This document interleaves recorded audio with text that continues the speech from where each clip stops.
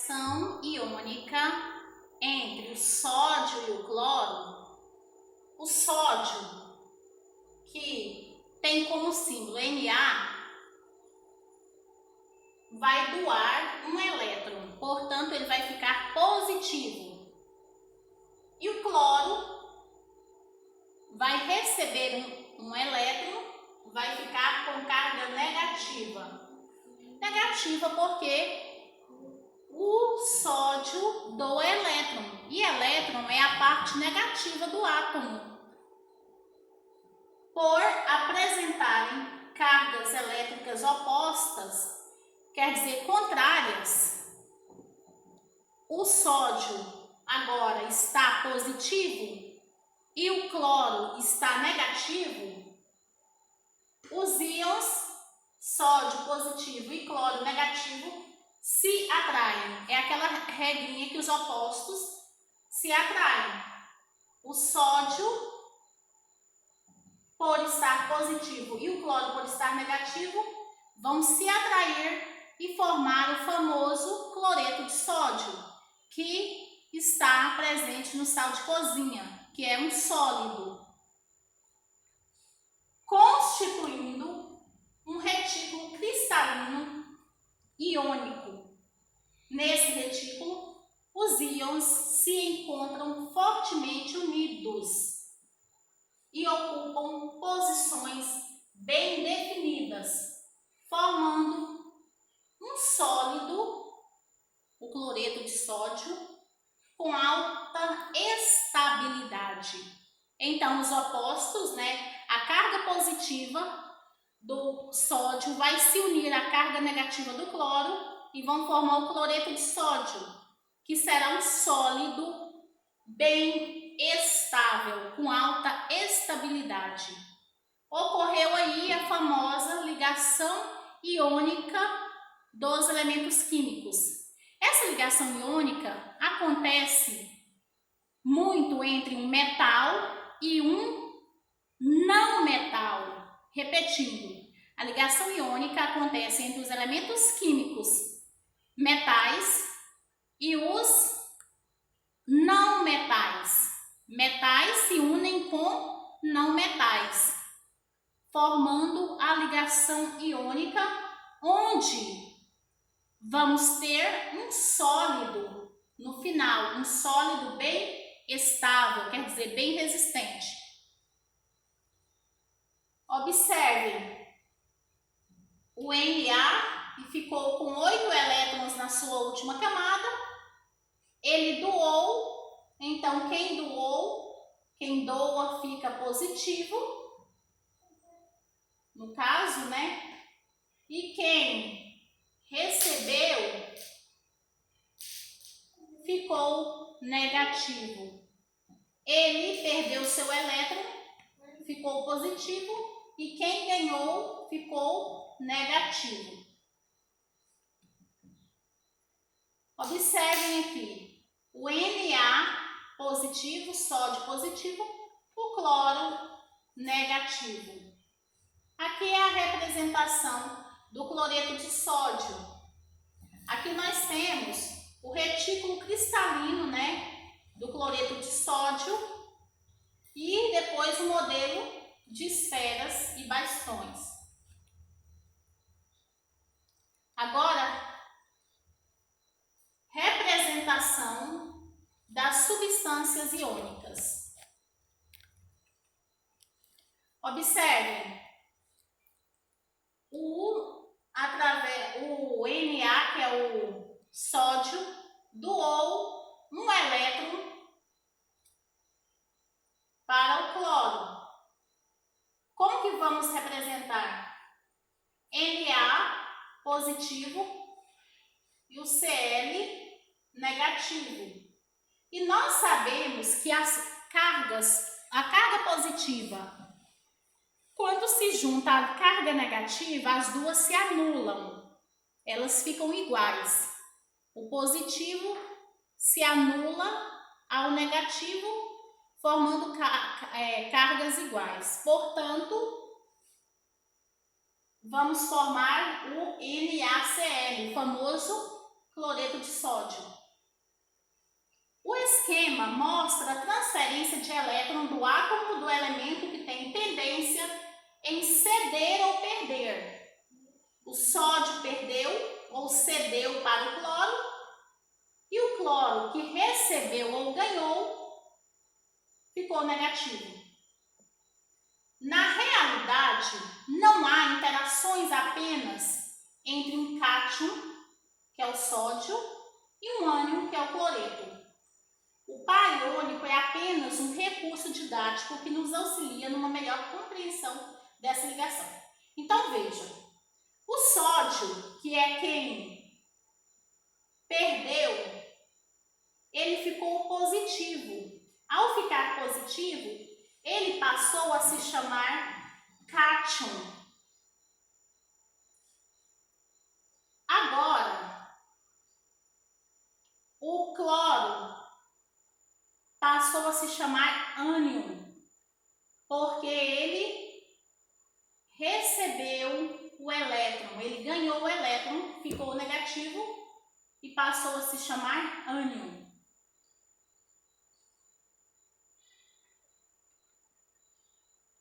Vamos observar o seguinte.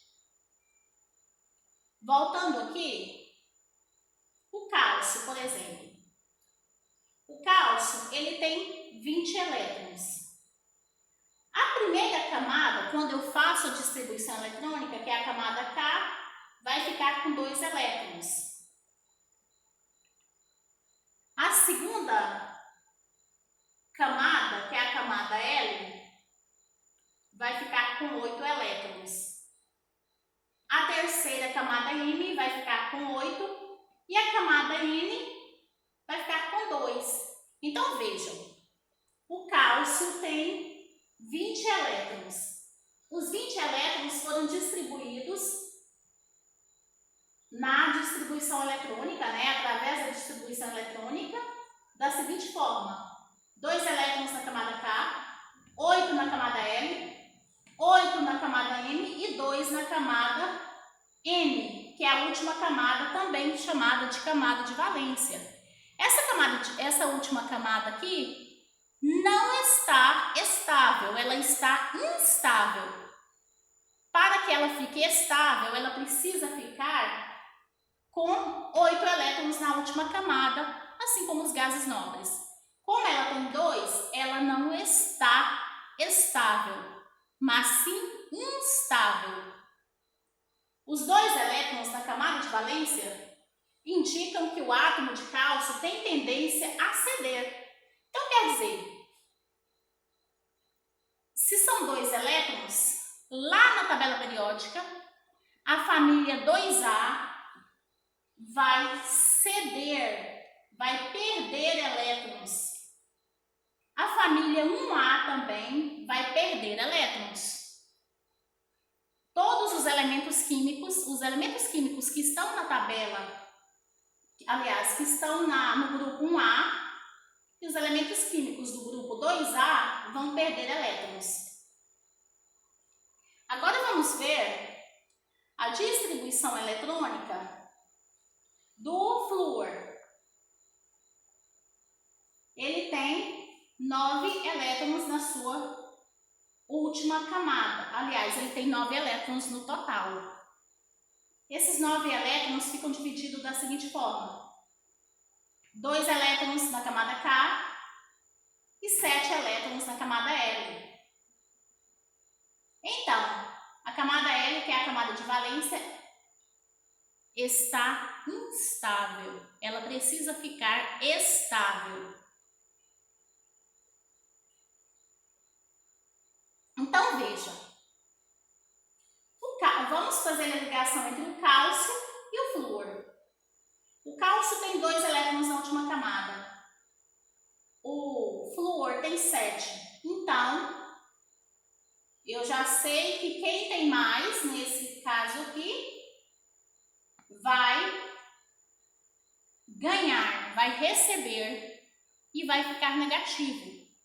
E quem tem menos vai doar, vai perder, e vai ficar positivo.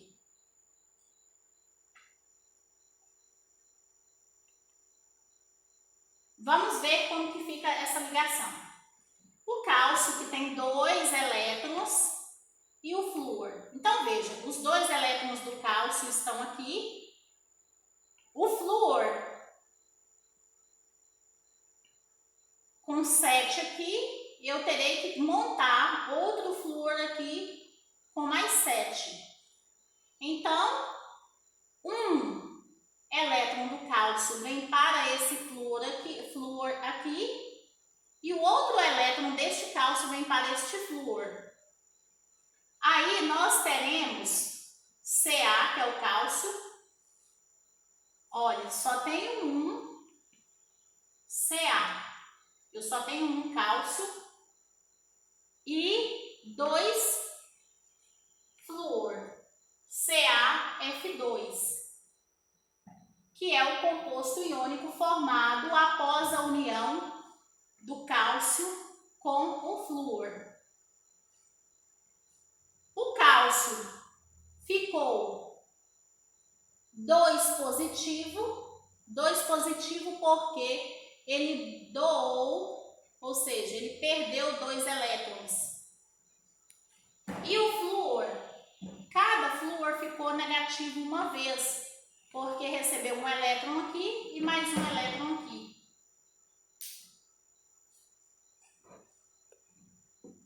Por exemplo, observe a representação do composto iônico formado entre os átomos de potássio e oxigênio.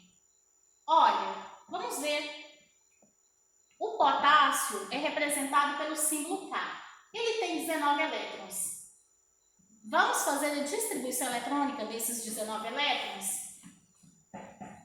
Vai ficar da seguinte forma: 2 elétrons na primeira camada, camada K, 8 elétrons na segunda camada, L, 8 elétrons na terceira camada, M, e 1 elétron na última camada, que é a camada N.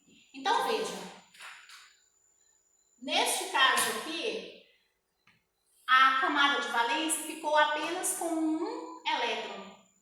Então, neste caso, o potássio vai ter que perder este 1 elétron. Após perder este 1 elétron, aí sim ele vai ficar estável, com 8 elétrons na sua última camada. Isso após perder, né? Agora, e o oxigênio? O oxigênio tem 8 elétrons. Ele é representado pela letra O, que é o símbolo dele lá na tabela periódica. É importante sempre estar consultando a tabela periódica para compreender este processo. A camada K fica com 2 elétrons, a L com 6. 2 e 6, 8. Aqui estão os 8 elétrons do oxigênio. Então, a camada de valência, que é a última camada do oxigênio, ficou com 6 elétrons. Então, esse 1 elétron aqui vai ser doado, para essa camada aqui. Só que 1 com 6, para essa camada aqui, 1 com 6 vai fazer 7. 1, que é um elétron da última camada do potássio, vai ser transferido para a última camada do oxigênio. Mas 1 com 6, 7, vai precisar de mais um elétron. Então, eu terei que montar mais um oxigênio. Aí sim, quando eu montar mais um oxigênio, essa camada aqui vai ficar com 8 elétrons e essa aqui também fica com 8 elétrons. Veja como ficou. O potássio tem 1 elétron na última camada. O oxigênio tem 6. 6 com 1, 7. Ficou faltando 1 para que o oxigênio fique estável. Então, eu vou montar outro potássio, que vai doar mais um elétron para esse oxigênio.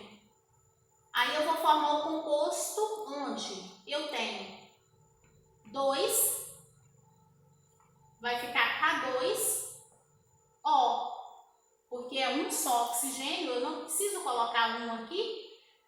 a 6. Se não tem nenhum número aqui, significa que é um só oxigênio. Vai ficar K2O. Onde quem doou ou perdeu vai ficar positivo e quem ganhou vai ficar negativo. De maneira prática, a fórmula de um composto iônico também pode ser obtida utilizando a carga provável de seus íons. Com o auxílio da tabela periódica, é possível localizar determinado elemento químico e verificar se seu átomo apresenta tendência a perder ou ganhar. Observa, lá na tabela periódica, os elementos químicos que pertencem ao grupo A ou família 1A vão ter um elétron na última camada, então eles vão ceder um elétron e vão ficar um positivo.